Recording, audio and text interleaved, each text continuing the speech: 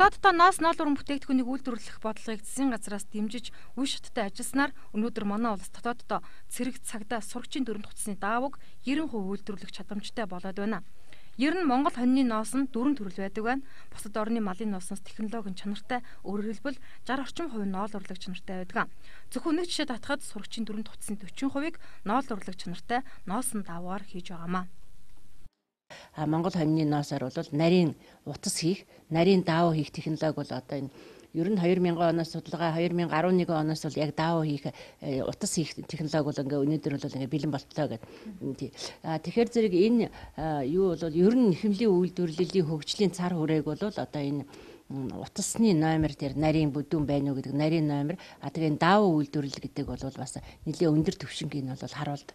Тэгэхээр энэ бол одоо манай үйлдвэрлэгчдэд улсаас бас өгсөн даалгавраар анхны удаад бол формын хувцас гэдэг дээр хийгдэж байна. Тэгэхээр энэ одоо энэ формын хувцсанд бол одоо 40% нь бол Монгол хонины ноос тэгээ полиэстер орсон. 90 сүүлийн үед Япон солонгос зэрэг орнуудад ноосны үнц нь улам өндөр болж байгааг мэргэжлийн хүн бидэнд хэлсэн. Харин дотооддоо энэхүү даавуугаа үйлдвэрлэдэг болохоос өмнө жил тутам хятад улсаас 3 сая метр даавууг манай улс худалдаж авдаг байжээ. Эх орон шингэсэн эрдмийн хувцас гэхээр зэрэг тэнд бол эх орны одоо ноос орсон, эх орны ажилчдын хүч орсон гэдгээрээ ярьсан учраас тийм байгаа. Энэний одоо бүтэц юм нь бол таашаа нэ гэдгийг бол судалсан. Тэр дотор бол яг үнэхээр ноос ороогүй даавуу бол байна.